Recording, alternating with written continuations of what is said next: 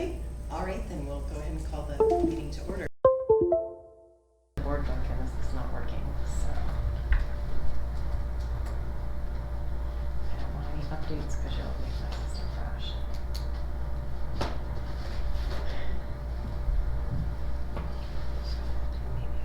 What's that?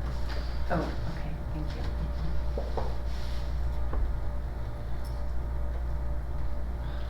All right, this is the workshop for the Long Range Planning Committee. I'll go ahead and call the meeting to order. It's 5:31. Welcome, everyone. And let's rise for the Pledge of Allegiance, please.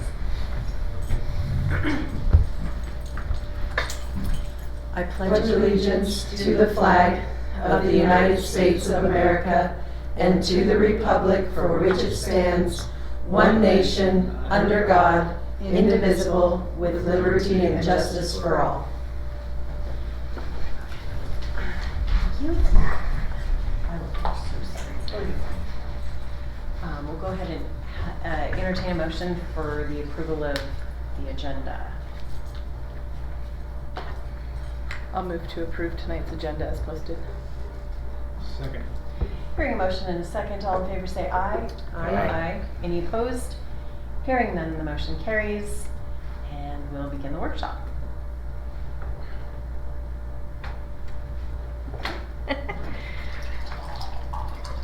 Sorry. Now you thirst, and I'm gonna cough. Okay, so go ahead. I was just gonna say, we have a bunch of items that were provided to us from the past agenda or long range facility planning committee workshop. But I believe it's the board's desire to make this a long range planning committee so that it's not just focused on facilities. We've got all aspects of the educational environment included in this focus. So we'll let our superintendent, Ms. Arnold, take it away. All right. I'm gonna just pull up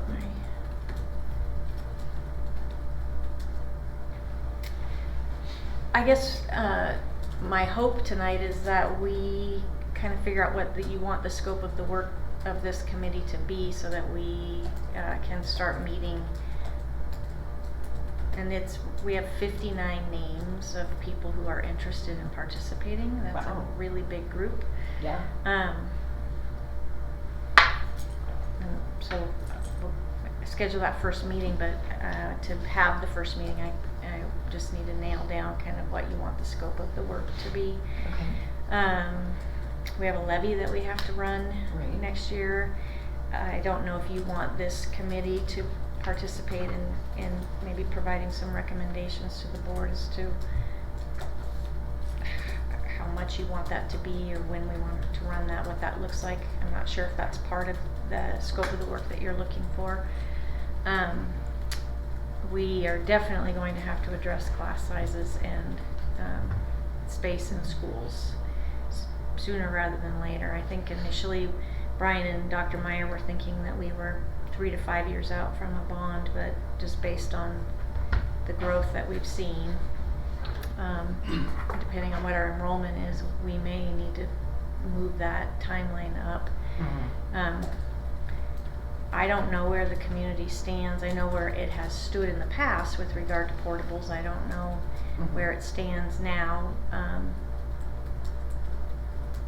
And that's a question we have to have on the table. It's not something Lakeland's really done a lot of in the past, but it's also, we're running out of classroom space, so we have to address that and figure out what that's going to be. So I guess what I'm interested in tonight is just kind of hearing from the board what your at the end of this work, what recommendations are you looking for this group to bring to you, so that and kind of what your timeline might be.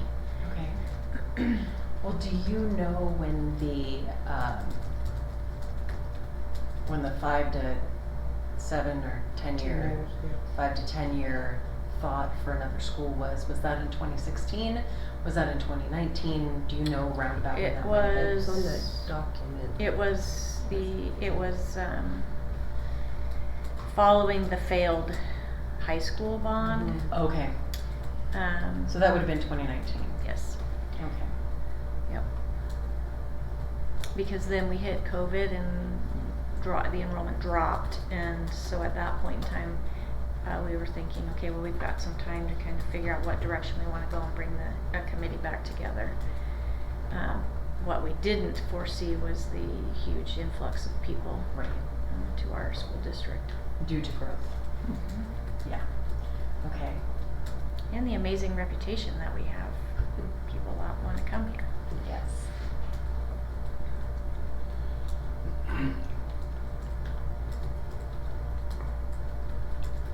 So if one question I guess I have, when we ran when we had the last long-range facilities planning committee, they brought only one recommendation to the board, and it was the big $70 million high school. My recommendation to that group at that time was, let's bring maybe 3 recommendations to the board. One that's like, if we had everything we needed, this would be our plan, like our Cadillac plan. This is our kind of mid-size SUV plan, and then this is our Volkswagen Bug plan. Just to give the board some options, rather than bring only one recommendation forward and then have it not really meet the needs of the district or the desires of the board.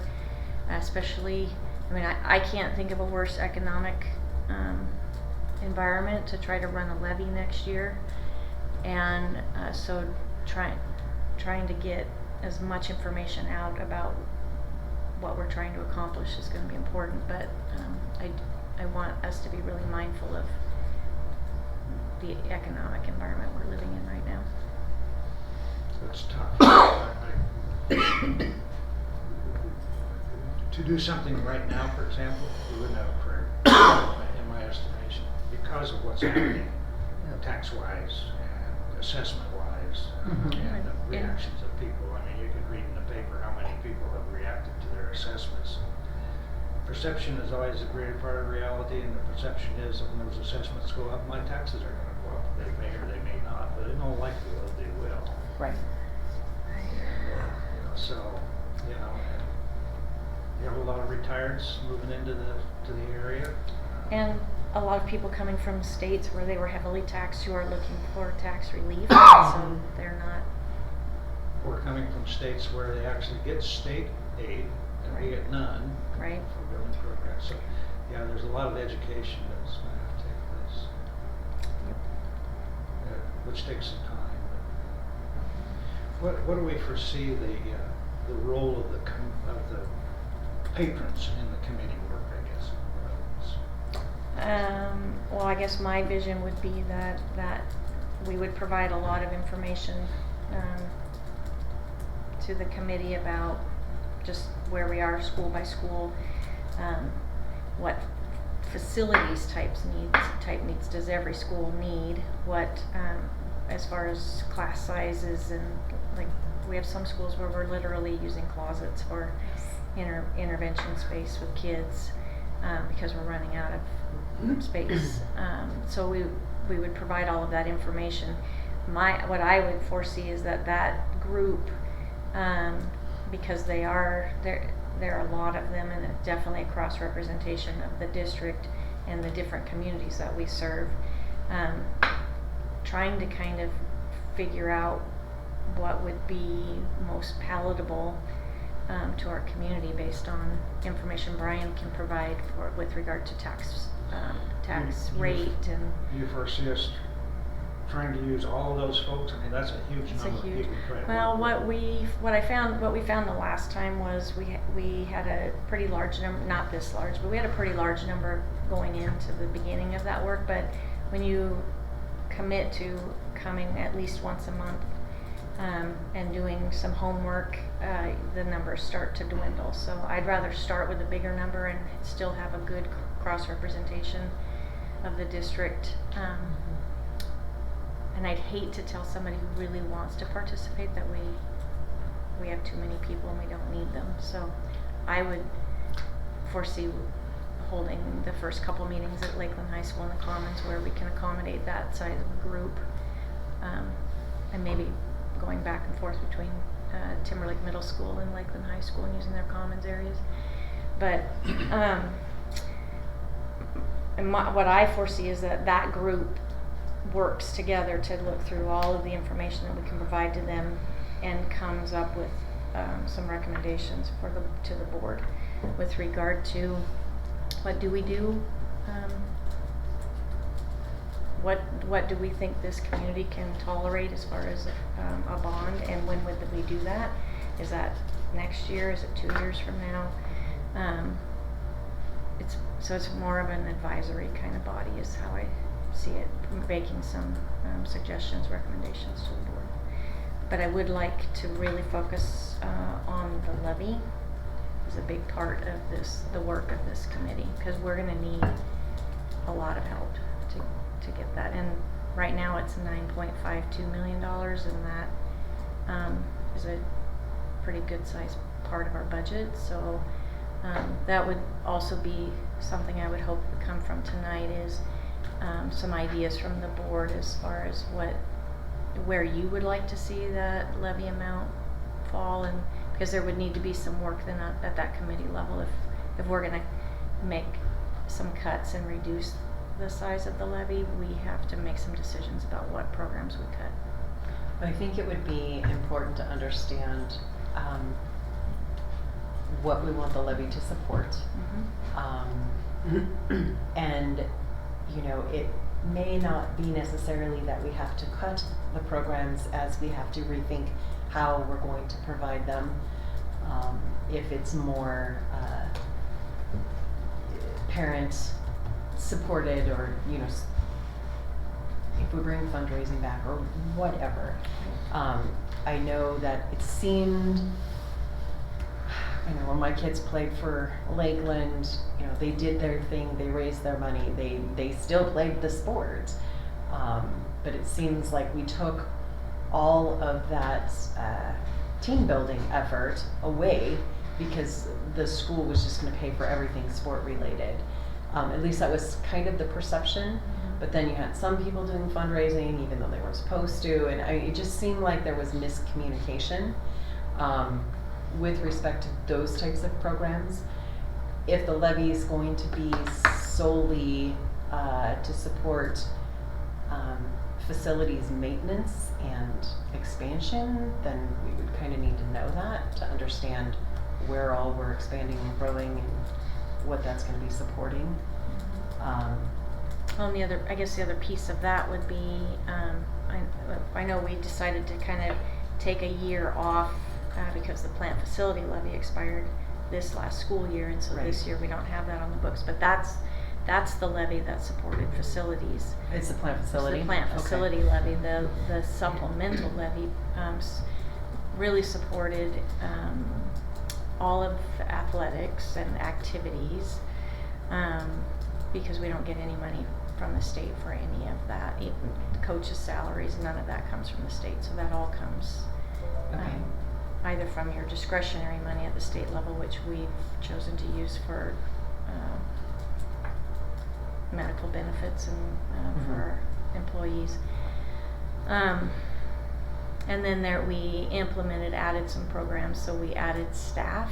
So that's the other side of that is we're over.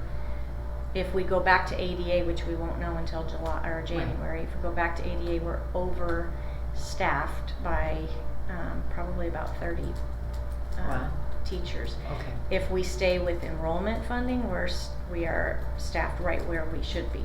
So until we know for sure what they're going to do, that's a kind of. It's crazy. I know, that's something that's out really there. Crazy. So. Well, and that they can make just a decision. Right, At the without drop of a consideration. hat, one Yeah. way or the other. Right. And it's such a big swing between the two. Yeah. Yeah. That's our biggest Yeah. financial expense is our staff. It is. So Correct. the thought that it's that big of a swing from one to the other is scary. So that's the other question is, do we bring back the plant facility levy to help us? Well, we have to look at all of it, I think. I think we have to do the same thing the committee did before, right? We have to, just take that report and look at the feasibility of what already exists in there. Because there were multiple options. That was probably one of the very first things I did when I first got on the board, was regurgitating all of those figures and coming up with 4 different options. But I think if they go back through that, because obviously it covers all the facilities and the needs, but with today's numbers and today's everything, but then a broader scope of, what also does our maintenance look like, and what does transportation look like, and what is, obviously growth is across the board, no matter what we're looking at, growth will always be a piece of it. And then it might take, just because our community's gotten so large, it might take some community workshop times, like, maybe to do one in It's gonna take a lot of Rathdrum, those, I think. yeah, and one in, Apple Spirit Lake, and we gotta touch Hauser, and that end. I think it would be good too to not only do them in different places, but to kind of do them throughout the process too.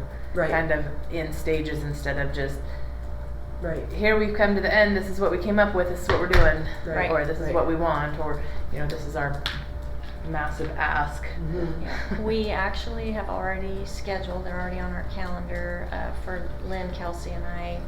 We're gonna do donuts and discussion morning sessions, and then coffee and cookies in the evening, 1 per month with no agenda, just and then scattered kind of throughout the district, like you're talking about, where and that'll be on that newsletter that we're sending out to all of the households, so that information won't just go to parents, but there won't be an agenda, no presentation. It'll just be an opportunity for patrons to come and sit down and talk to us about questions that they might have, so that we can do some educating and answer questions.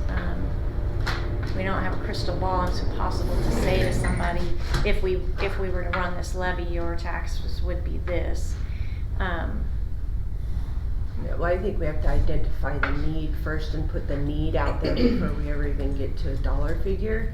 And that's really what the community needs to understand, is the need. Like Randy was saying, there was absolutely no understanding of the need last Right. time. It's because it went under radar. Yeah, and the I think the data that's collected, or even as the report's being built, I think that needs to be available to the community also, because that's another thing that wasn't available to the community either. And so they could- communication to the community doesn't mean using Skyward and blasting every day or every other day to people to vote, and this is what we will lose if that is Yeah. that communication avenue should be used only for Emergency making sure that our situations. kids are safe in the schools. I don't think that Skyward should be used for communication of a levy. Please do not do. If I have any say, please do not do that. That made me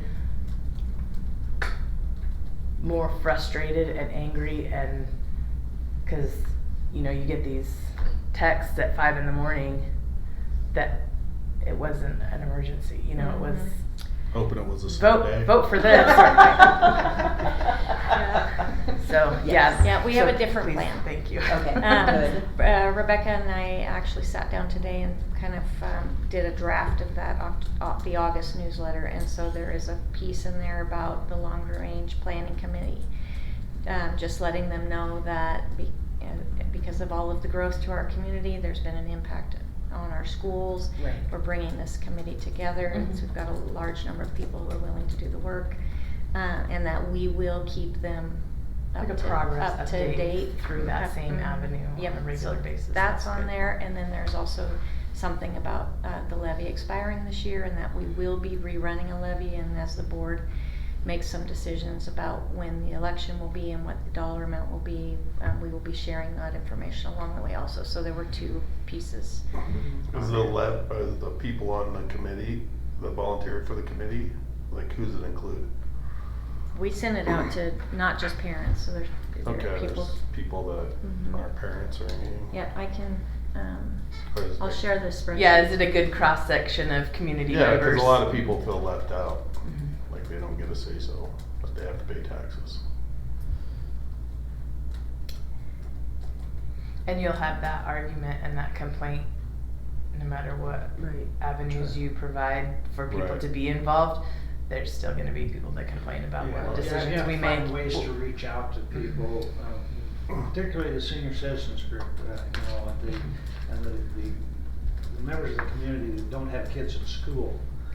They don't hear very much Mhm. until it comes time To vote. Yep. and that's where we have to, I think, really do some focusing on trying to reach out. Well, one of the other things that I am doing to do that, Rebecca and I are working on scheduling meetings for Lynn and I to meet with the church leaders within our district Okay. and building a bridge there so that we can give them information that they can share with their congregations, because it's just one more way to get to people who don't have kids in our school, Yep. in our schools. So we're trying to be as creative as possible to get information out to as many people as possible. Well, it may be even beneficial, if we're going to go that route, to reach out to those congregations to do either the donuts and discussion or the cookies and conversation, whatever, to do that in the churches. That's a great idea. That's a really Because good idea. then that way the public isn't having to come to the school, they can go to their familiar place Mhm. and you can have the conversation there. That's a great Or idea. even the senior centers. The senior Yes. centers. Yep. You can go to Spike, Golden Spike. Golden Spike, Mhm. and they have coffee and donuts on Friday. Oh, And okay. there's a big group of people that meet, just talk, Yeah, so that's You're not what, soliciting, you're just giving them information. Sorry. Yeah. Trustee Quimby, how do you spell spike? Golden It's Spike. Golden spike, Spike. like a Oh, Spike, spike. That's a senior citizen community here in the seaside town.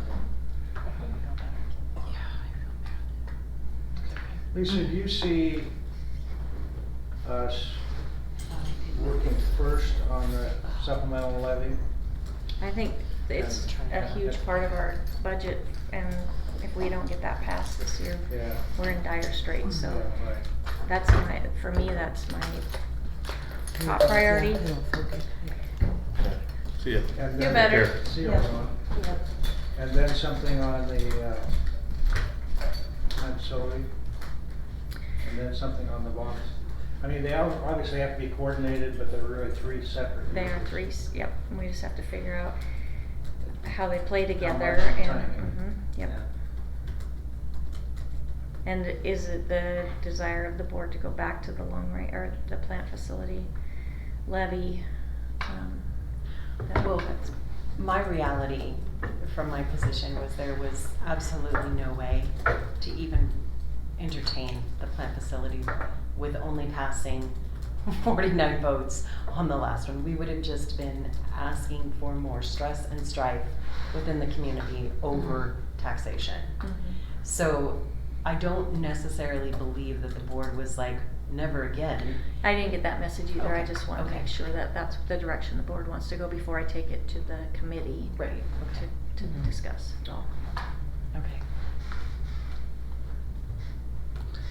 This is a technical question, you may not have delved into it this far. Do you have any idea what dollar level we can approve with the minimum 55% vote on a plant facility levy? No, Brian? we can do that. And I haven't looked at it yet either, so, but, that's. I think it's, I don't know, yeah, it's a percentage of our Yeah. taxable income or whatever, and it's Brian. There's a so that- formula to mhm. calculate that. Yep, Brian knows that formula, I don't know that. But that will be, a point of departure maybe for discussion. I mean, there's no point in considering a plant facility levy beyond the 55% level. exactly. Yep. So it's gotta be somewhere under that, obviously. Yeah, and what we were running before, the 1.146 was definitely well under Yeah. the amount that we could have asked for. You know, part of the committee's work, I think, is gonna have to be figuring out the differentiation between some projects that you could handle with plant facilities money and those things which would be impossible to handle with Right. plant facilities money, which may have to go bond. You know, if you're talking about, for example, a new elementary school for, just to pick a figure, $15 million. That's what Brian says it will cost us. Yeah, you're not gonna do that with plant facilities, unless by chance, this thing that's coming up as a recommendation to the legislature should happen, and then you'd have to work out a scheduled program to make that happen. But it would be fairly long-term, and I'm not sure we could wait that long, would be the problem, I think. Right. So, in the interim, you know, there are a lot of projects that can be done with plant facilities money that would be major improvements within the existing schools. Even, you know, maybe 2 or 4 classroom additions in some instances could happen. Working out the right scenario and the right timing and so forth. So there's some of that kind of discussion that needs to take place, I think, and To maybe help us. kind of strategic thinking about how that can fit together. Yep. Well, within that, I do think there needs to be some sort of a modular bridge with some of our schools because they're already beyond the walls. Yeah. And so knowing that we're not gonna be able to just erect a school just like that, we've gotta plan it and get it accomplished. There has to be something in between. I mean, what's the step to get there? You know, is it doing an anti-modular at Garwood until you can get another school built out on the prairie or get one built north? Cause we have to do something. And it can't just be a keep holding on.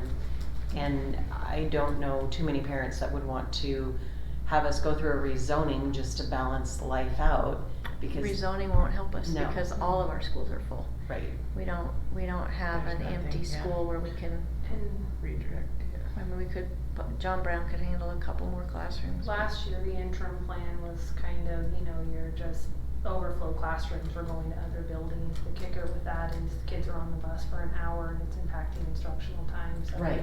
Trying to avoid that at all costs would be ideal.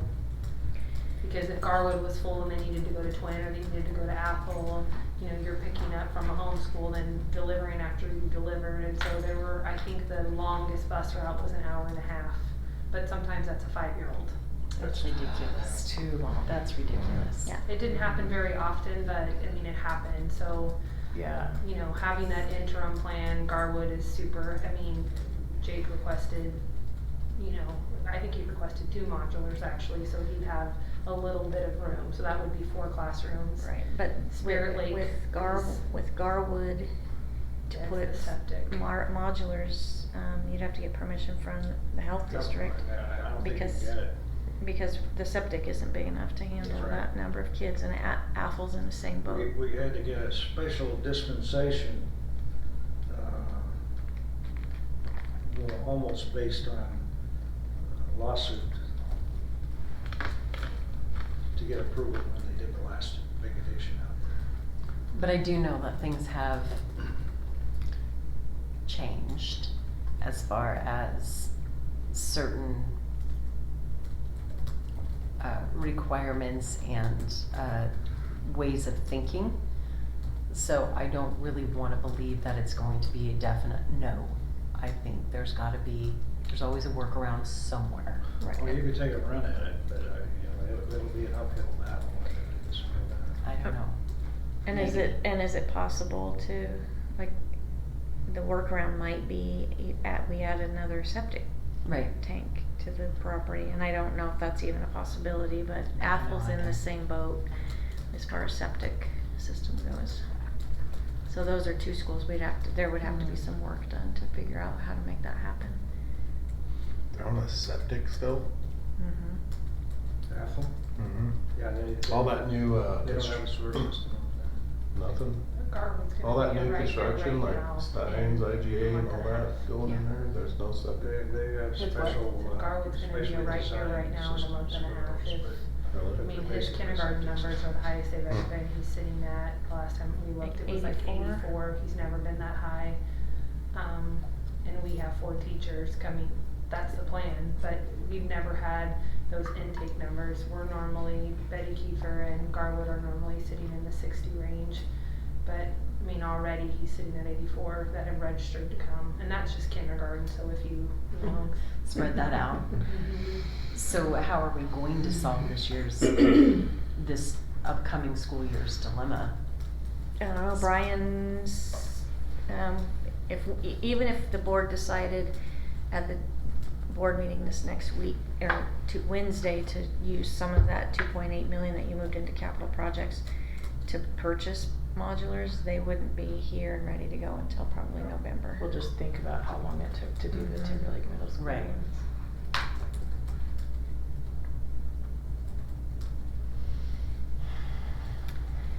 So the principals are getting creative. Tiny houses. We could pop those little buggers out. That would be fun. I think those are probably just as far out as modular would be though. That's You never know. Or, I like the way you think outside the box. you know, why not a tiny house? Or get the metal containers, the old shipping containers. We can paint them. They can be structured. They can be insulated. They can be a house. I mean, they work. There's always a workaround. I know I don't have a vote. I'm gonna vote no. Come on, man. You need to Just watch thinking about the that- sweat box. There's not much difference between the modular and a metal shipping container. There really isn't, other than appearance. But they're functional and they work. Just saying. There's always somewhere. Yeah. Well, you know, as distasteful as it sometimes is, you may need to let class sizes grow a little bit in order to disperse students. You're talking kindergarten though. You're talking kindergarten. Well, yeah, I'm talking upper grade levels, but sometimes you do those things in order to open up a space, you know, so you can do something else or whatever. Well, Principals have to get creative. and they definitely are. They At have the been. elementary level, I don't, at the middle level, Timberlake Middle and Lakeland Middle are both completely full. And, the other option to get us through for a year is double shifting, which nobody wants to do. But that's an option. That gets allows you more space in the school to get your kids distributed. We've converted gyms to classrooms. We've, not this year, but we've done that in the past. We've converted gyms, we've converted cafeterias. I think it's important to note though, this is gonna be the very first year that K through 3 IRI scores are gonna have money attached to them. They've never had that before. This year it's coming. Never had what before? I'm sorry? Money attached to the IRI proficiency scores. So what does that mean? Well, we've had money attached to IRI, but it's always been based on the number of kids who didn't make proficiency, and they've Now- flipped it. So now the What's- literacy dollars we get from the governor, there's Mhm. part of it that's attached to the But overall economically proficiency and disadvantaged. economically disadvantaged. But then there's another part that is attached to moving kids from a 3 to a 2 year over year, or a 2 to a 1. Yeah, That's and right, right. sustainable Or then sustaining the proficiencies. ones. So So more money is coming, to the Specific schools to who are that. doing good work. and that's never been, Yeah. So it's never been a part of the equation. the primary numbers have got to be a priority. They do. You can have it, having taught first grade and then having taught fourth and fifth, I could teach 29 or 30 fourth or fifth graders. They're much more independent. They're able to work in groups together while I'm working with small groups much more easily than a kindergarten first grader. Those numbers have got to stay reasonable if we want kids to learn how to read. Well, we have work to do as it currently stands. So that's very, that's the reality. A lot of work. Any consideration to doing things like team teaching in some instances? More than one teacher in a classroom with the numbers running higher? We've done some things where we've hired, like if fifth grade numbers at Athol were high, but you don't necessarily have a classroom to separate those kids out and create a combo class or a whole new classroom. We've hired an additional teacher who works with the teachers to like divide the kids into smaller groups for reading instruction and for math instruction. Right. But they move kind of around the building based on open spots. So we definitely have done that. I know when I put specialists on carts so that they don't have their own classrooms. Right. Yep. we did that. Garwood had to break down their technology lab. But So they everybody's don't have- we're 1-to-1, so that's not Mhm. necessary. So the technology person pushes into the Floats. classroom now instead of pulling the kids into a special room. So they've done that.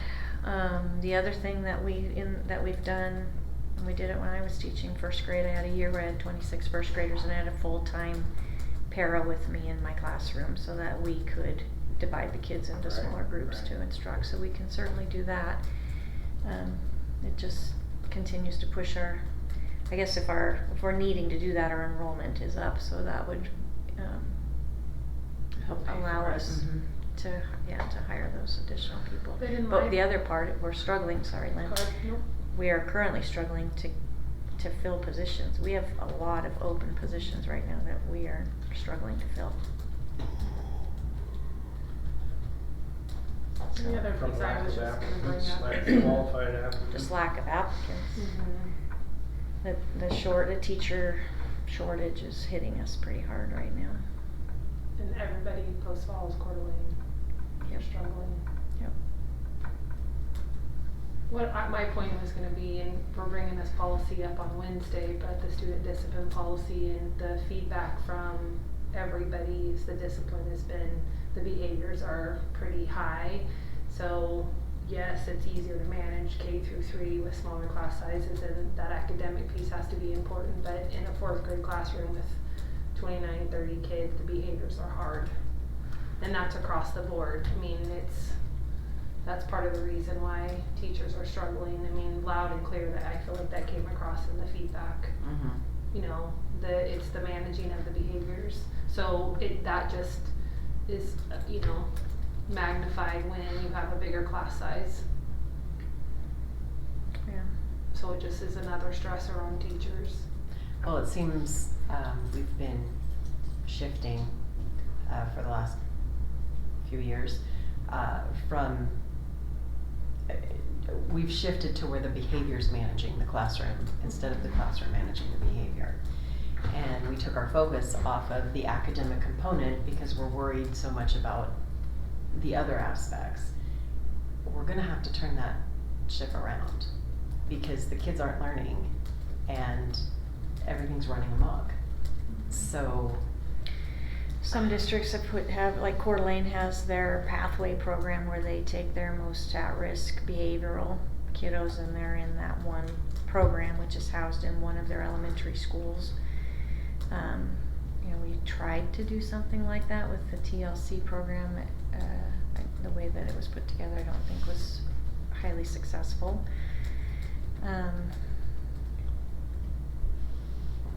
So we can think outside the box and get creative there. We just have to be careful about making decisions a lot of those kids end up on an IEP, and then you have to make sure that you're in a least restrictive environment and what There's that a all lot looks of like. variables that play a part when you're talking about class sizes. I hear you. I hear you. One thing that will help us, it's not gonna help us this year, but what will help us next year is doing what you suggested and doing the Save Your Spot registration in May, so that we have a better idea across all grade levels how many kids are here. Yeah. Because we only know for sure the kindergarten numbers. Yeah. And we already have them created and ready to go. Which, yeah. Perfect. Yay. Yeah, that's next One year. small step for Beth. Yeah. So in the meantime, I guess to your point, Michelle, what do we do right now is probably going to have to be an ongoing conversation with the board and a board decision and not a committee decision. I would think so as well. Okay. I would agree with that. Would you have some water? No, good. He wants booze as I hoard my water. Because, you know, nobody else needs any. Well, to then circle back to the long-range planning facility, or the long-range planning committee, they're gonna have to dive into what was already accomplished, and then we're gonna have to build forward. We do know what buildings need to be significantly repaired, if not replaced, but we also need to erect new elementaries. I don't know that either high school is at capacity, are they? No. Okay. No. So the growth that's coming up, I mean, Eventually is going to get it's there. going to eventually get there, but it's not there right now, because that bond was for this whole new high school that wasn't a necessity. It was just sort of an I want. It's a pipe dream. You know, dream big. That's, why not dream? But Yeah, I think the thought of the committee and was that building a new high school was going to be cheaper in 2019 than it would have been in 2029 if we went 10 years down, and it would have freed up some room, is how they were looking at it. So I tried to talk them out of that, but they were determined, and the board had, so that's the other thing I guess I would like some direction from the board about. Previous board had directed us that the administrators who participated on that committee could participate in the discussion, but we couldn't vote on anything. Everything that came to the board came from just the patrons on the committee. So while we, some of us strongly recommended that we consider other options to take to the board, they were adamant that was the only one they wanted to take, and Then they go back to an issue we talked about last time around, and that is when we have committees like that, they need to have a narrow charge, a narrow focused charge. And maybe that's part of what that charge needs to be, is that they don't come up with a single recommendation, they come up with alternatives for the board to look at. that was my recommendation. So I guess that's part of the direction I wanted from you guys, was not to just come with, this is the only thing we're gonna tolerate, and which is what happened the last time. But to say, when we're looking at the levy, these are things we think we should take into consideration. These are the dollar amounts, maybe that makes sense. These are the programs we want to continue to support, whatever that is, so that the board has good information to make a decision. Not, here's the amount we want you to present, yeah, to Yeah. go after. Yeah.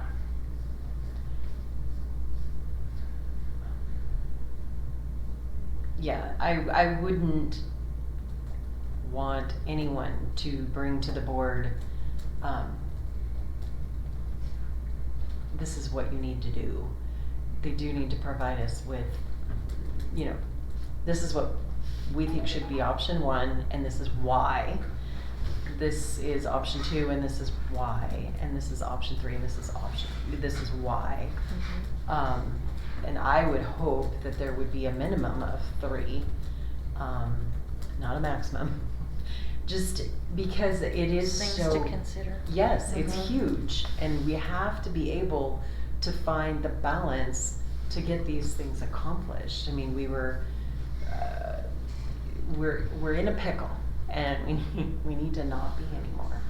So Right. more Well, proactive instead of reactive. Yep, it's definitely a challenge, but I'd rather that we're dealing with this challenge than the challenge of declining enrollment and Yeah. losing staff. So I know this is challenging, and like I said before, the worst possible economic climate Yep. we Well, could imagine. You know, the so. box we're in is a direct result of that failed bond election. I know. You know, from the standpoint of lacking confidence within the community, you know, asking for something that was totally unrealistic at the time and should have been known to be that. And not really providing any As a result information. of losing trust and confidence in the community, we haven't been able to move forward Correct. with, for example, a legitimate plant facilities levy that would help carry us into the future Correct. until we were ready for the bond election kind of thing. So now it's all kind of jammed together, and we have the difficult task of trying to sort that out and create a new plan going forward to make all that happen. And in the interim, dealing with the overcrowding issue. And, you know, it's not something you like to admit, but sometimes until some pain is there, people are not prepared to move forward positively. Well, I hear absolutely what you're saying, and I get it.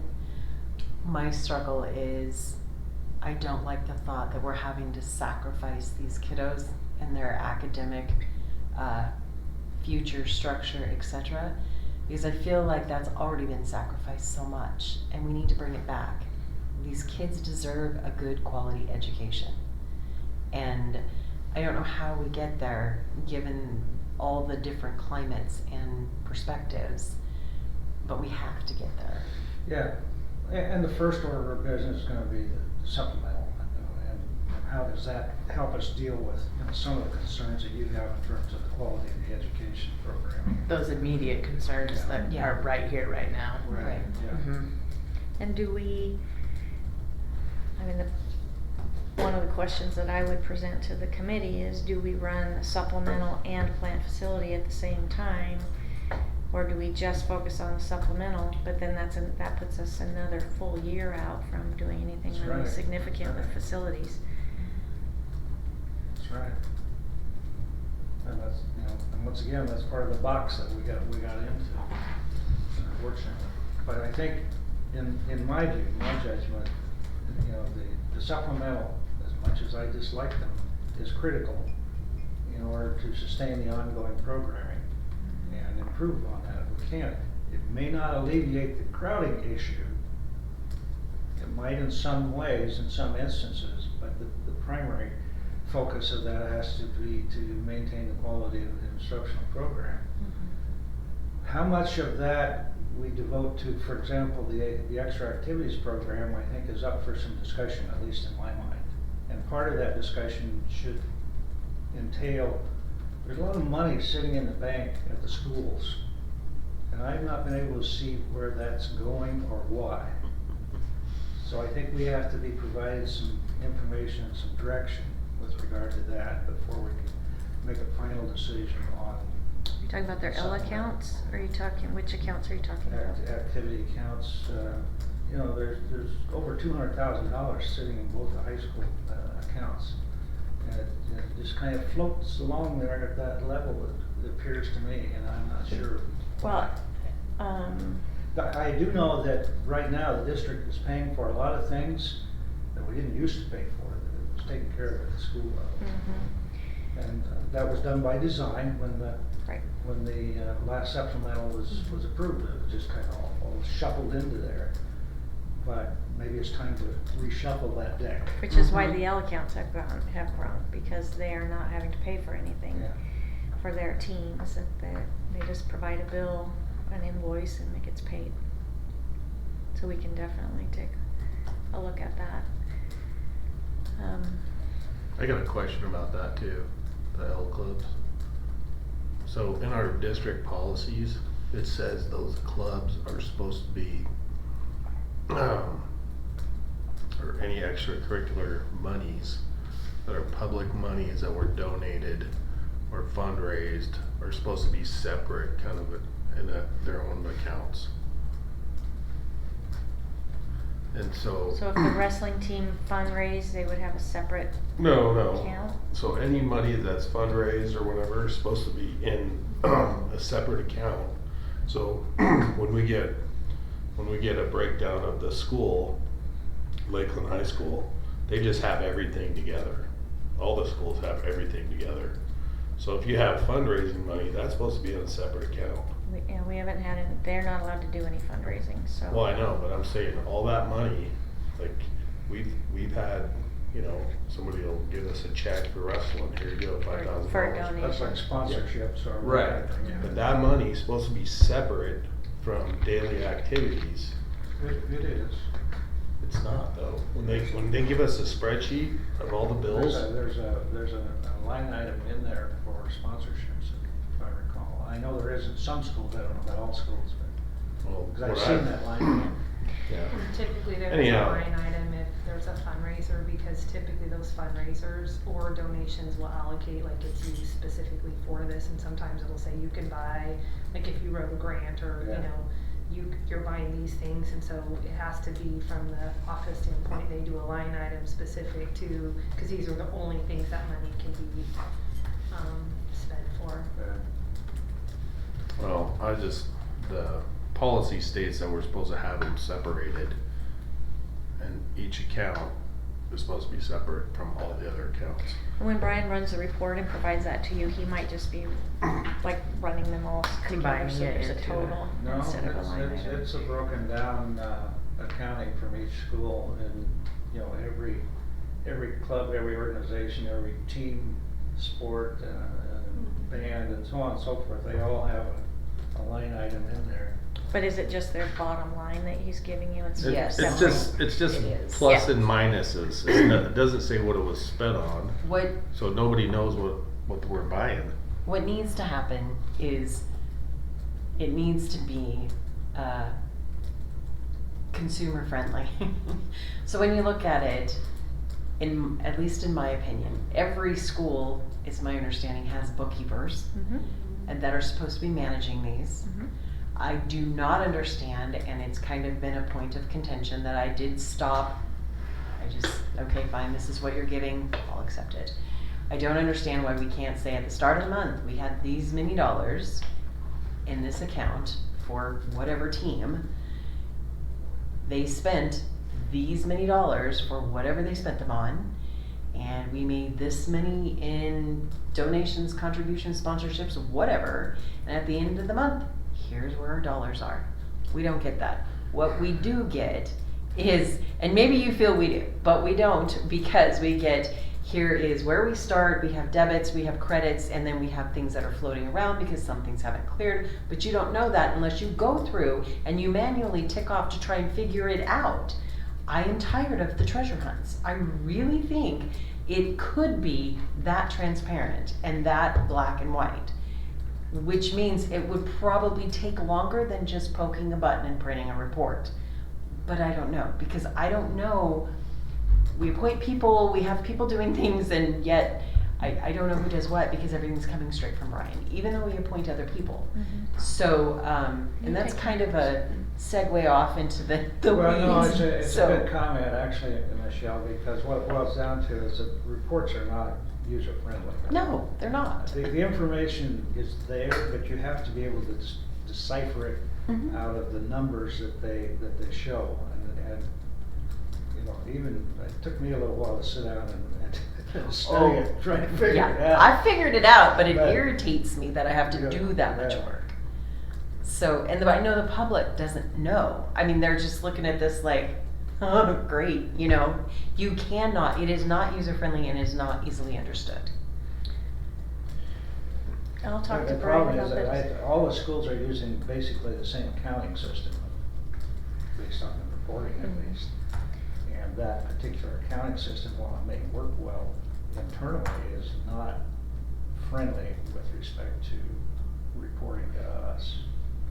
From just your experience as a former superintendent, would it be appropriate to have the bookkeepers at the schools maybe create, using a spreadsheet instead of just a report that's coming out of Skyward, where each month they just show the different teams, the starting balance, the expenses, the revenues, the ending balance? Right. That seems like it should be And I think fairly that's what straightforward. Michelle was suggesting.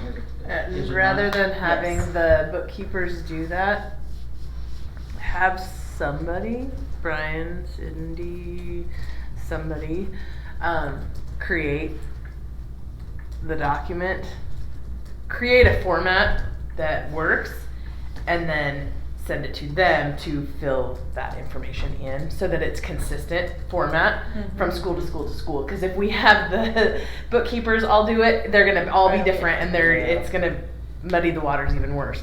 But you know, But does that work though, to put it in a sheet, in an Excel spreadsheet, Yeah. and just have the team, Sure. starting balance? each team has a tab. Yeah, that would Or work. each line. It should have the, so like the, what do you call it? The L club, the main L club, right? So it says right in there, admission charges, the sales of yearbooks, all the fees that are collected for the students every year, all that money should be in there. Mhm. And then it should have a breakdown of each team and what they have in their accounts Mhm. and what they're spending it on, Mhm. you know? And my thing is like, They're just not spending much money right now because the Right, district no. is paying for everything. no, I know, but when you look at the spreadsheet Brian gives us, it says Chromebooks on there, like Lakeland High School, Chromebooks, and then it says wrestling, you know, it should be separate, because that's what our policy says, it should be separate, because it's public monies. and it's But what supposed to Brian's be- giving us is district-wide stuff because the Right. district is paying for it, not the schools. That's what Lisa's saying. Is Well, that there the- is some the reporting schools from aren't- the schools on if they actually, and this is a question that at this point in time of the year, I could ask, I think.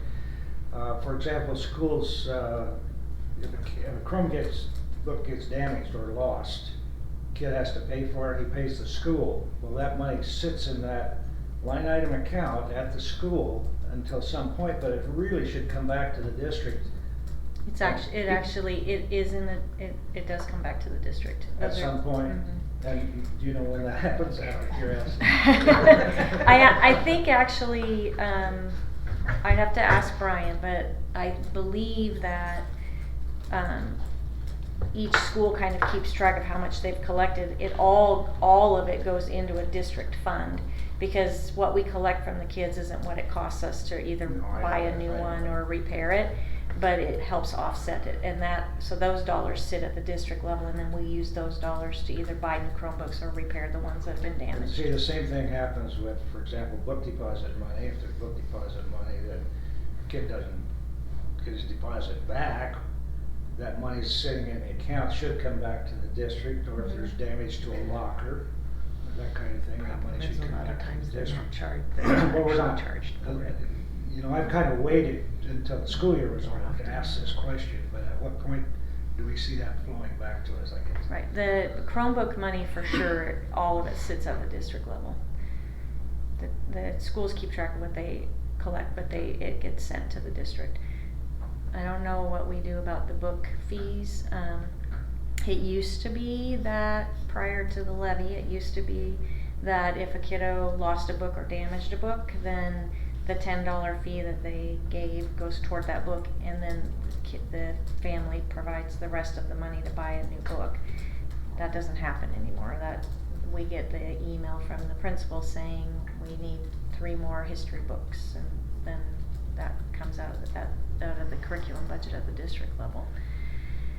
So I don't know what the buildings do with the money that they don't give back to the kids. I know they, at the end of their senior year, if they've never had a damaged or lost book, they get their $10 back. Yeah. But for the But kids, if in the interim, they do have a damaged book, and the damage is $5, that stays in the accounts, which should come back to the district at some point. Well, all of it should come, for all of it that isn't going back to kids should come to the district, because the school's not buying the book Right. anymore. We are. Exactly. Yeah. So I can follow up with Brian on both of those things. But I have the feeling that's a little loose. And I'm not big critical, I'm just saying. It is what it is right now, so we have to straighten it out and make it fly straight again. Yep. And, we're not talking about big bucks there, but it's, in the sum total of things, yeah, it does add up, obviously. And Well, it's partly the principle of the matter. If a kid damages something, loses something, the deposit's there to take care of it.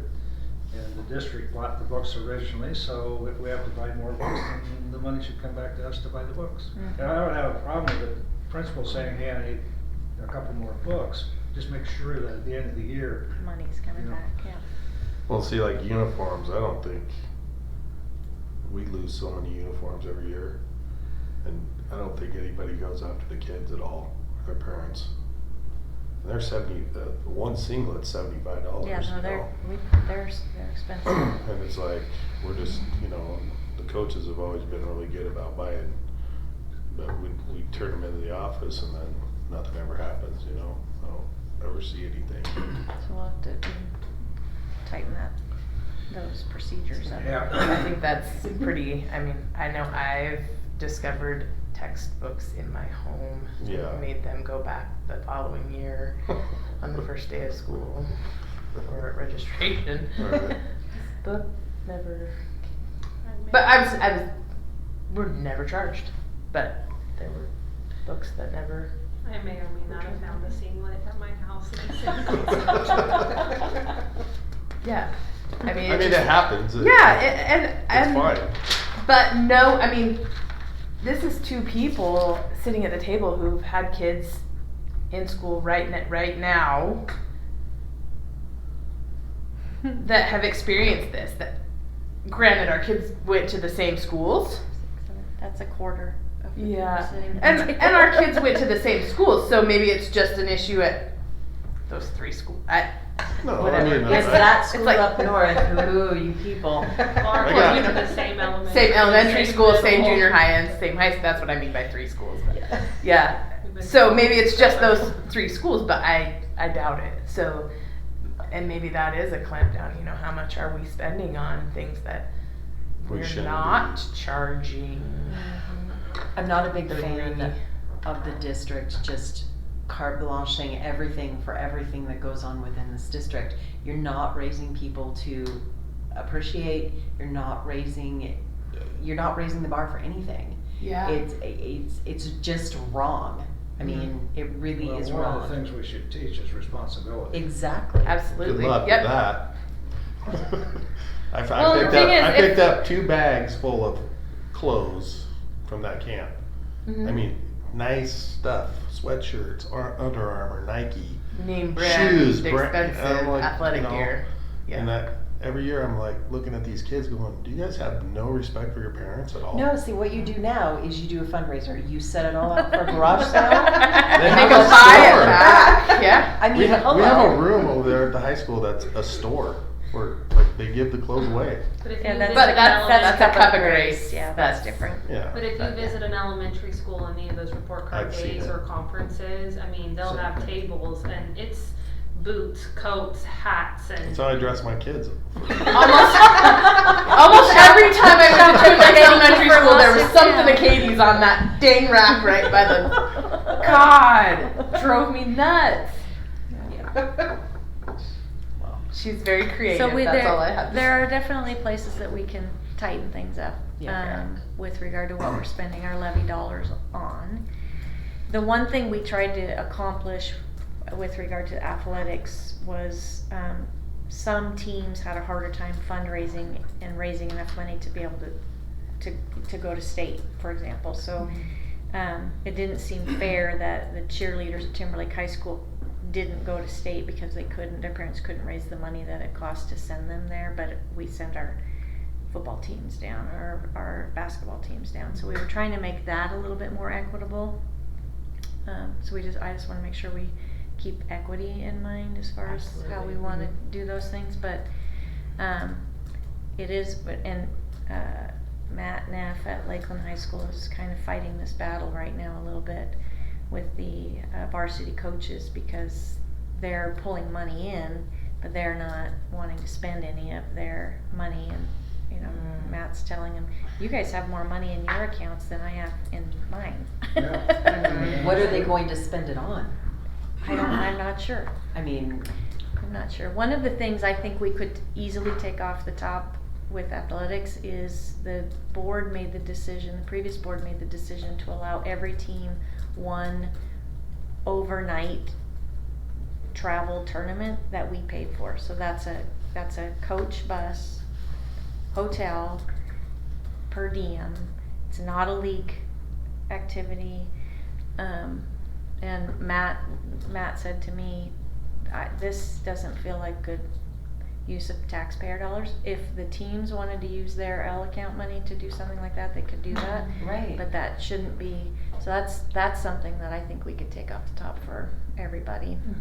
Yeah, And no problem. and that would be a When, significant I mean, amount of money. you should not just be a team out on the field when you're playing the game. There's so much more that goes into team building than just a practice and a game. And we've taken that away from them. So, yeah, no. So I think if the district pays for it, it should funnel right back to the district, not the school. Well, we've taken one step to hopefully mitigate some of the state travel costs with the busing. With the and things that we buses, did. if we can get our hands on Right, some. right. Mhm. And, you know, I think we need to look at those kinds of things where we can mitigate those kind of ongoing revolving costs with some one-time costs. Yep. But even with the vans, I wouldn't, if we're looking at ways to cut costs to our taxpayers, sending our kids on a fun overnight trip Oh, yeah, I agree with is, that. one. regardless of whether you're using the white buses or a Right. coach bus, still We've an got expense kids that we traveling don't. here, there, and everywhere anymore. You know, we used to have a mileage limit on how far they could travel. But of course, that's long since been done away with, But they can go if they can raise the money, right? Mhm. Sky's the limit if you put the work into it. Oh, exactly. If you don't put the work into it and we're just like, sky's the limit, who cares? Mhm. You know, there's no respect, there's no, it just. Yeah, the days of car washes are long gone. I can't tell you how many car washes I did as the dance Yeah. coach at Lakeland High School. All you have to do is look at our monthly bill list, and we are spending thousands and thousands of dollars monthly on activity costs. We are.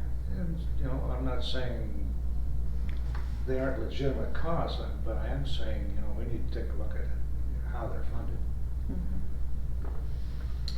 Sorry, Lisa, what you said, reminded me of an ISBA update of extracurricular transportation, where we don't have the policy, but it says that the district may charge fees for transportation of students to and from extracurricular activities where attendance is optional. So there's a policy on that, just throwing it out there. That's kind of a pay-to-play type idea. I don't know if there are other issues within the supplemental levy that we can take a look, or should be taking a look at. That one was the most glaring. The other piece that I think we just need to be cognizant of is that our, when we ran the supplemental levy and increased it, that $3 million, the first time that we ran it in 2017, some of those dollars paid for full-day kindergarten. So when the governor basically doubled our literacy funding, his intent was to pay for full-day kindergarten. So we are really close, if not right there, with the literacy dollars to be able to pay for full-day kindergarten. So that was about $500,000. That was. So that's a piece that theoretically could come out. And it wouldn't impact programming because we have the new monies coming in. Yeah. Good thought. And I already told Brian I was gonna bring that up. Okay. So, I've just been trying to, I just feel like if we could go before the public and say we understand that times are hard for all of us, we're paying more for gas than we ever could have imagined that we would be paying right now, which means we're paying more for everything else because Right. gas is so expensive. And so we've been diligent about what our needs are. And if we could even come back and say, you know, this year it was 9.52, and the time before it was 8.99. If we could go back to the 8.99, which is the $500,000, and say we're doing our due diligence to try to bring it down, I think that helps us. That's crucial to build faith. Yeah, Yeah. absolutely. So those are some of the things I've been trying to kind of think about. Well, what I think would be beneficial when we're going back out to the public regarding levies, whatnot, is we stop leading with your taxes aren't going to go up. Because, like Bob pointed out, it's not so much that it's the levy that makes the taxes go up as it is the assessment. When you lead with, this is what it's going to be per $100,000 added to your tax bill, you're just being honest. Right. And we're not saying, because the taxes do go up, but it's because your assessed value's gone up. And regardless of what that percentage is, you've got more money that you're having to pay because your value went up. But if we're adding, you know, an extra $3, $4, $5 onto that tax bill, well, we need to say it's gonna cost another $5 on your tax bill, or $7, or $2.21 per $100,000. And do that for the people so that they don't feel like we're trying to slide something in and it's, you know, you said my taxes weren't gonna go up, but they went up.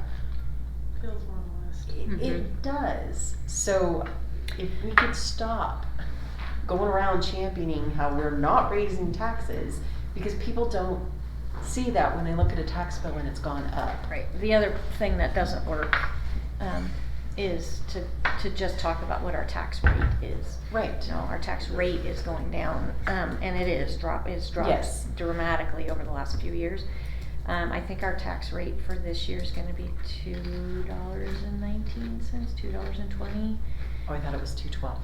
Maybe it's But it gone could down be. there, so it could be, yeah, that could be right. But when it's still $2.12, and my personal house in the last 2 years has gone up $500,000 in assessed value, $200,000 last year and $300,000 on this last round of assessments. Yeah. That's a huge increase. That is. And you know, when you're, yes, they increased the exemption from 100,000 to 125,000, but That's hardly offset the other. so that conversation point doesn't help either. So I agree with you. I think we just figure out what we are going to have to ask for Right. to continue the programs that we think are most important for kids, and then be able to speak to the programs and what, based on our tax rate, what that dollar amount means to people.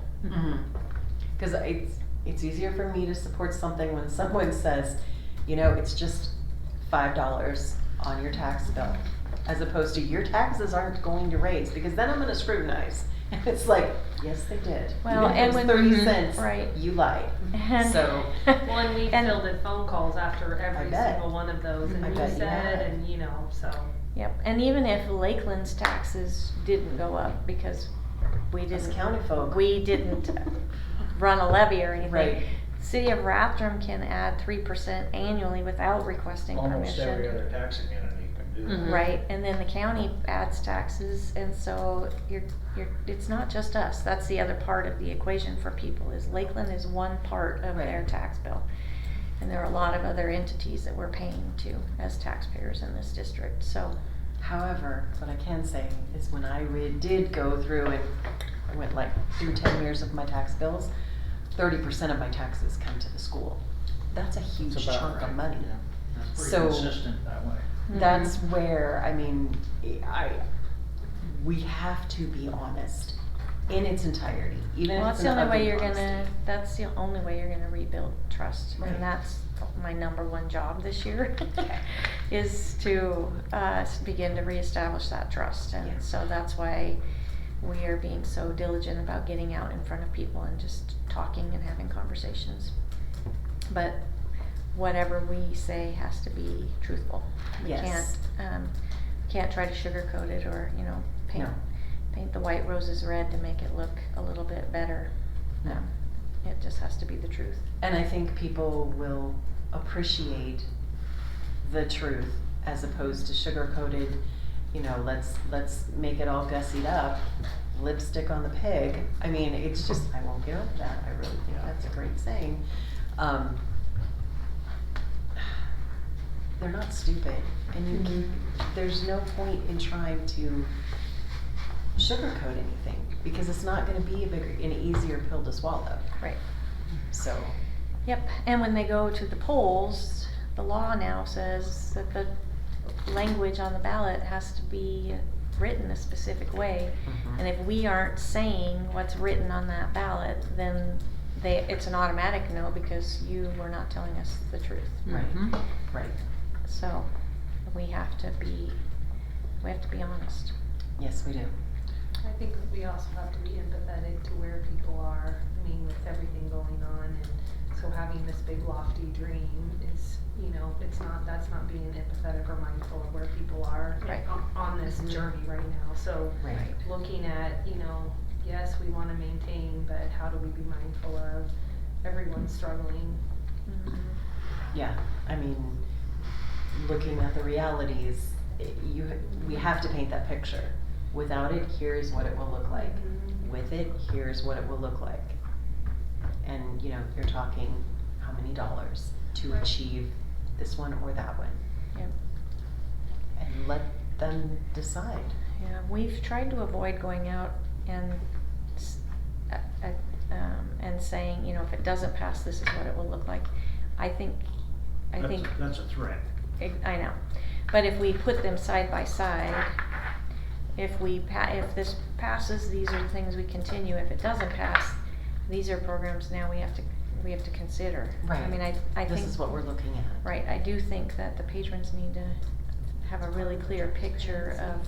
It is. And Brian always cautions us to be careful about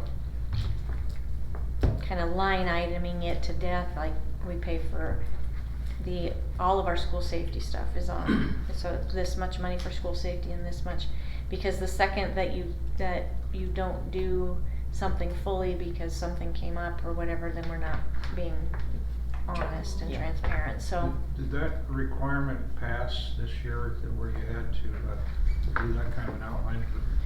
It didn't pass. I'm good.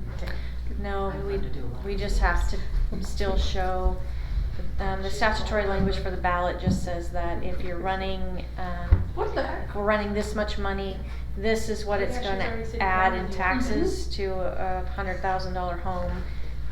And they do it based on the fact that the levy's expiring, so it makes it look like it's a big increase. And so that's always the conversation point that we have to have with patrons is, that the ballot language shows as if we had never paid taxes and this is what the taxes are gonna cost. So you always go back to zero. Yep, so that they don't go in thinking they're adding that much to what they're already paying, they need to understand that. And they also don't take into consideration what the projected increase in taxable value for the district is, because that's how your levy rate is determined. It's based on what's happening right in March, if that's when we run the levy. So you don't get to have that conversation either.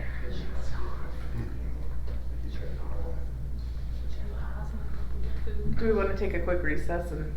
Let people eat some dinner. We can. Okay. Sure. Okay. Selling that to Laura. I won't wheel away. I didn't even think about that, so I do apologize. That was funny. It's totally fine. I had already got my plate, had it half gone by the time. I you didn't even rolled notice. your stuff over. See, I make such an impression. Nobody knows. Well, I was We looking did. at Bob on his We were laughing.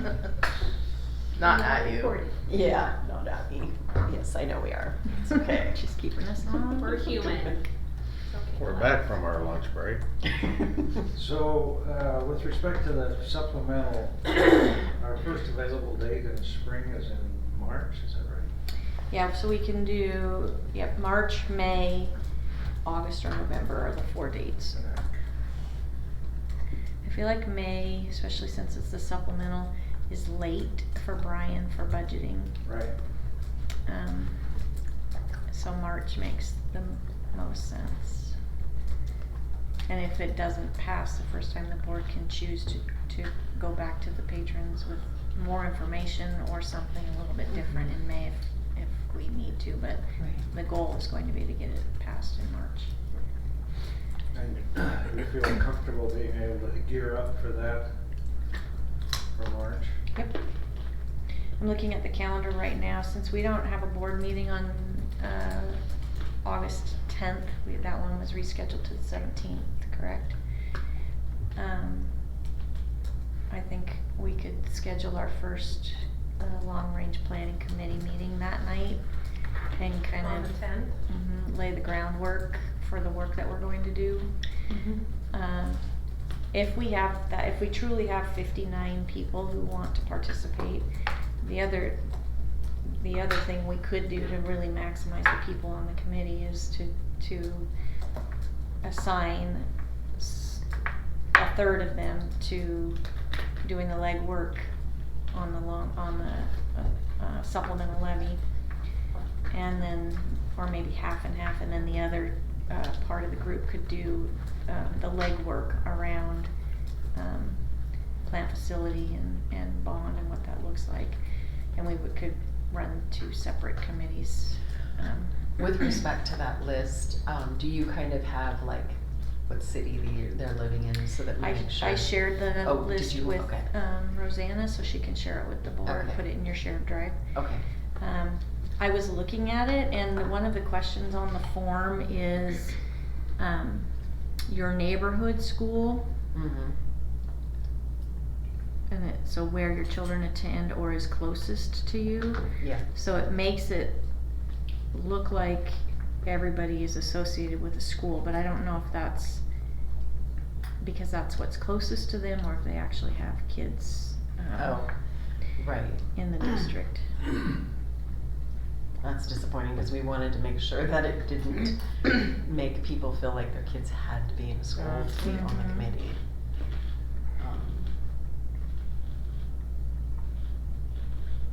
So this person, it looks, but I do think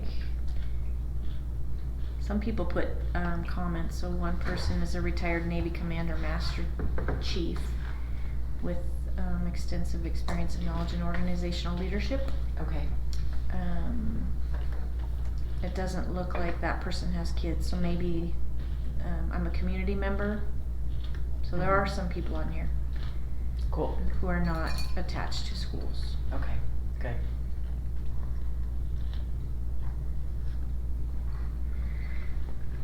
So,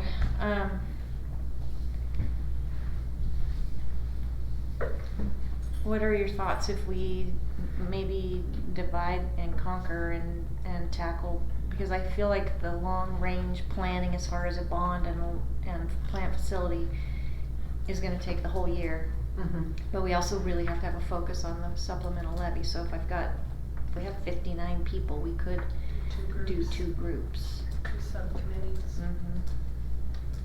And that would make the numbers more manageable for Okay. each of those. So at the August 10th meeting, that would be part of the agenda, is kind of figuring out who's willing to do what work. Okay. And then Who has what expertise for their strength? Yep. And then putting a schedule together so we have all of our meetings kind of scheduled out for the year, recognizing that the group that's doing the supplemental levy work, the language, the ballot language has to be approved by the board and to the county in January for the March election date. Okay. Which means we gotta move fast, because I would want them to bring recommendations to the board November at the very latest, so that you have November and December to discuss and tweak and kind of figure out, based on the information that comes to you, what makes the most sense, so that, because once the board determines the amount, then Brian sends that information to an attorney who writes the ballot language for us, and then they send it back, and then the board has to approve the ballot language. And that has to happen at the January meeting, because it has to be into the county in January. Okay. So we don't have a lot of time for the supplemental levy work. Well, August, September, October, November. So if they have their first meeting in August, maybe it's decided that they wanna meet either weekly or by twice a month or whatever. That could help them in this process. I mean, it doesn't have to be just once a month, Right. or if, you know. But their timeline is much shorter. Right. With the understanding that the supplemental is building into the entire plan that we have. Right. So,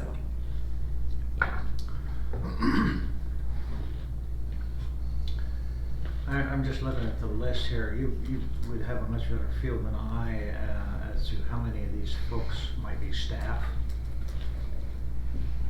And the other thing I noticed is there's only one individual, I think, for Twin Lakes Elementary, which happens to be Jason Bradbury.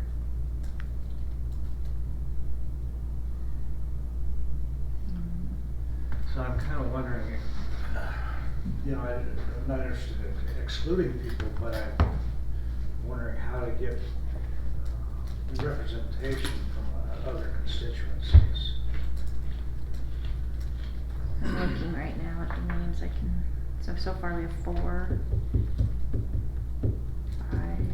One of the ideas that we had in policy discussion, and this would be specific to people that attend the schools, is at several of the buildings at the very beginning of the year, there's a sign-up sheet for whatever committees or whatever, like for PTU, whatever activities you want to participate in. So we created a spreadsheet that we could have at, like, a hand copy at the schools, and so it's all related to board subcommittee type things, and so we could get some additional people that maybe didn't sign up digitally, but here's a paper copy, and then kind of pushing, like, here's some various, there's curriculum, and so we could get some people there, but I mean, they are attached to the schools, it's not patrons outside of the. Well, the other thing we could do is tweak our newsletter, because our plan is to have the newsletter to the printer by July 20th, so that it can be mailed out by August 1st. And there is a blurb in there about long range planning committee, so we could put right in there maybe a QR code that, or a link and a QR code, and just say, if this is something you're interested in participating in, you know, click here or use a QR code to let us know, so we can add you. Because there are 7 staff members on this list. That's not bad. No, that's fine. But I don't know how many, I would guess that 95% of these people are attached to a school. Parent. Mm-hmm. Yeah, and see, that's my concern. I mean, you know, so I'm sitting here thinking, well, let's see, you know, if we contacted somebody at Golden Spike and said, you know, we're looking for some interested parties there, or we contact the Chamber of Commerce and say, we'd like to have a couple of business people Or some of the involved in this churches. because it's so critical to their future, or if we contact TLB, or the senior citizens at Spirit Lake, or the Bayview, what's the Bayview group out there? I don't know what they're called. They're not the chamber, they're No. the Bayview. But they have an organized group.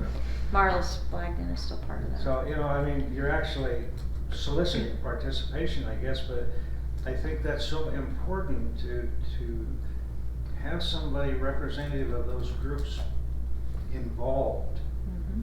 So So they that, can tell us they're gonna what be the might be spokesperson palatable. back to that group at some point or another. They're also gonna be able to give us a perspective of the Yes. group that they're representing. Yeah, absolutely. That we You have know, to. I'm just trying to think out loud here. Well, and I would also think that as you go and do conversations within congregations, you can always extend the invitation to join the committee Mhm. at that point in time. Yep. I mean, it should never be closed in the sense of people coming on board and then kind of getting a feel and an understanding to determine, can I help, can't I help, Mhm. you know? Libraries also have places where you can post posters. Yeah. Make up a little flyer. Send it out. That's what we're doing, but it's not going until the 1st of August. Yeah. Which But is fine. But the first meeting's not scheduled till August 10th, so right. that would give us some time to at least, and that will go to every single home in the district. And you can extend the invitation on the flyer to join the committee, first meeting's this date. Yep. Maybe we could hand deliver that to some of those places and just Yeah. say, this would be really helpful. We want people to have a voice and so that personal touch versus just finding them in the mail. Mhm. Yeah, definitely. Is that something, how would we get on the, cause we have, chamber lunch on July 21st for Rathdrum, for me to be able to. You gonna be there? Mhm. We'll just give you a spot on the agenda. Excellent. I will be there, and then I think I have Spirit Lake Chamber. There's a few people on here that are duplicated, just. There are. There's 1, 2, 3. I don't remember the gal's name that's the director for this Senior Citizens Community Center. But, you know, I actually could give you the names, because she remembers everybody's name. But anyway, you know, if you talk to her, she would be able to reach out, if not herself come, but reach out to members that might be interested, you know. For Rathdrum. Yeah, right. Yep, and then we attend the Spirit Lake, have to look and see when those are.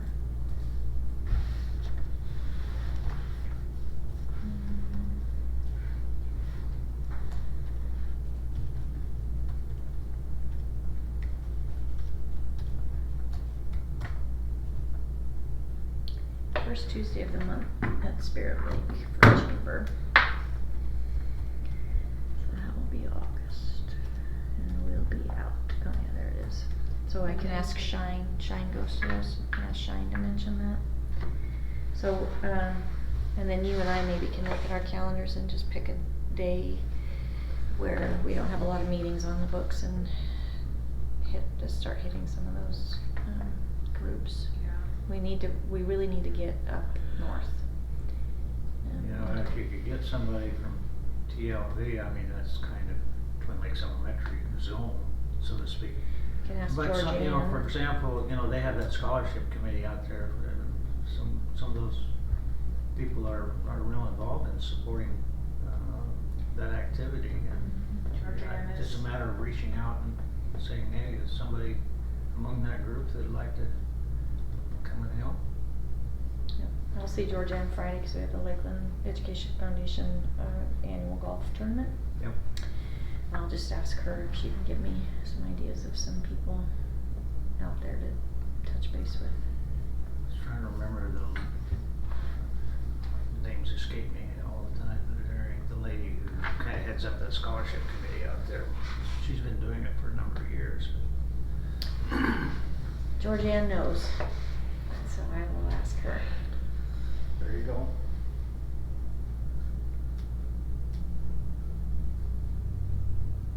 My mom is super involved with the Spirit Lake Senior Center and the Spirit Lake Baptist Church, so. Yeah, so we can. I don't know what Hauser Lake has, they have a pretty active fire department, I know. They have a that. gun club. What? Gun A club. gun club. Where? Who? Where? Hauser Lake. Oh, yeah.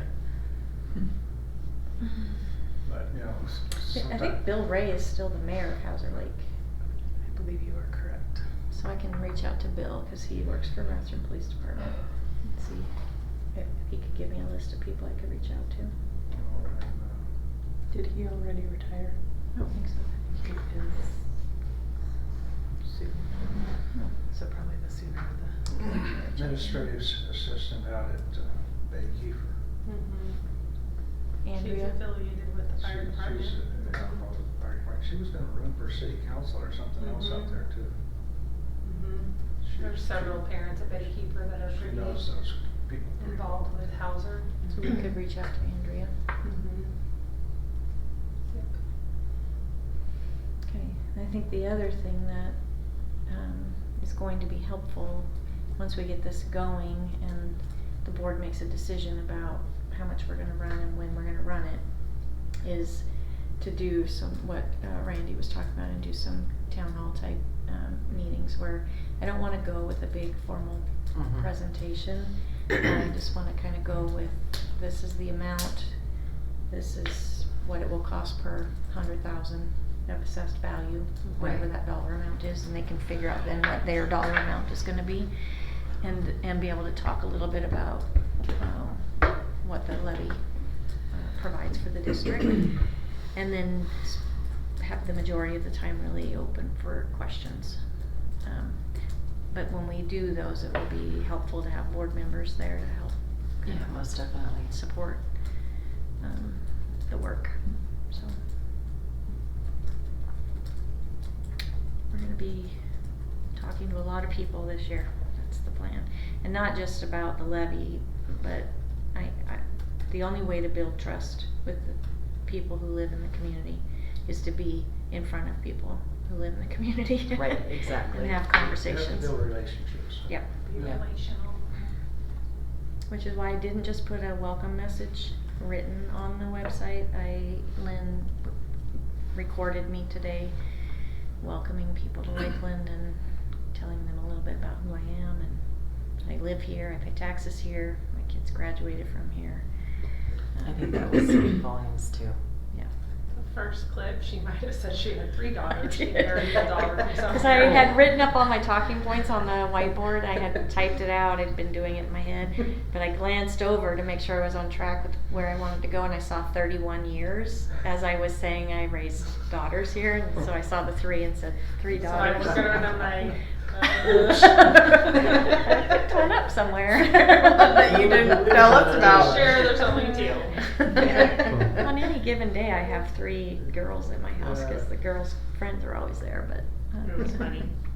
But anyway, Rebecca asked Dane to post that today, so that's my plan too. I talked to the board about doing video clips instead of just a typed message. People don't like to read, they don't have time for that, but a 1-minute video clip. And so that would be the other avenue that I'll be able to get some information out. Let's see, here's a quick update on where we are with long-range planning.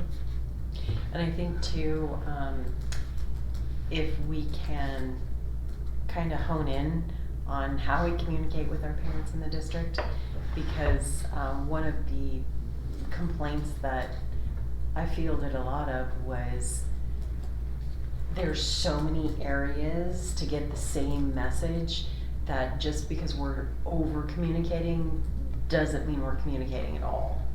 And so the parents that I spoke with were kind of like, you know, you got the Sky Alert, you've got the email, you've got the dojo, you've got the, you know, and they're going, and I'm like, we communicate the same thing in all 5 areas? And they're like, yep. Yeah, I think Like, that's what Randy what? was saying. Sky Alert should Yeah. just be for emergencies. That should be just parent Yeah. contact that is only related to, to this. So I don't know what your plan is what your plan is with how you're gonna choose to communicate. But if, you know, one piece of advice is maybe scale it down to where it's consistent and in one platform instead of 5 different ones.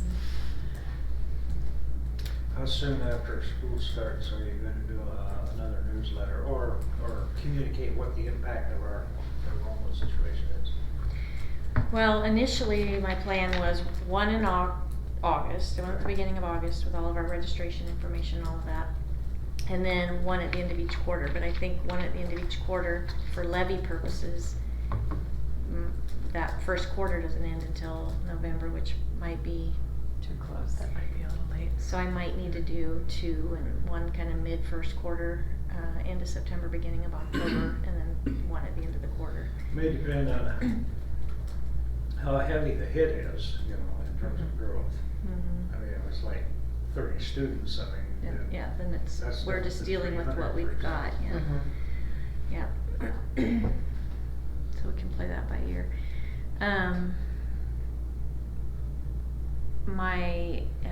My thought on communicating with parents, if I'm not, the only way to communicate with all parents is through Skylar. Right. Because I don't have access to a distribution list, email list of all parents unless I go through Skylar. Okay, okay. That's the only way that I have access to that. So, if we're wanting to just use that for emergency purposes, then my communication has to come through the district website and my newsletters that I mail out. Well, I'm not telling you how to communicate with I know them. you're not. I want you appreciate your, to- I appreciate your, advice. Yeah, I mean, whatever you feel you need to do to accomplish the mission is what you need to do. But the parents that reached out to me were so over the inundation of the same thing over and over in all different avenues that were available. So, One easy way that I could communicate is, at least at the elementary level, our elementary schools are really good about having classroom newsletters, or they're using Dojo. And if I did a little superintendent's update and shared it with the schools, it could go out in their newsletter to parents. So it's not another newsletter, it's one they're used to looking at. Our secondary schools are not as good about sending Timberlake. newsletters on. Yeah, Timberlake Ryan does. does a good job. mhm. Are you gonna do the edge block? There's that. Please say no. And if you are, please make it its own document, not a rolling long document that you have to keep scrolling through. The EduBlog is a rolling long document. Mhm. Yeah, it's very annoying. We're switching to s'mores actually, a different program, so. And it's just a Oh, wow. it's nice, it's It- a it's- newsletter. She still hasn't got it. Yes, the chocolate and marshmallows. But it's a newsletter and it's its own entity, so it's So it won't be it's a one and rolling done. Oh, good. thing. So That'll that be would, great. and that'll be a monthly. And it will be, short little snippets of information, not big long dissertations, because people don't wanna Nice. read No, those. they don't So, at all. That'll be good. Yeah. That will be really good. I just, yeah, I think you'll have to figure out how, if that overlaps with your other newsletter that you're doing, cause it might feel like it's redundant.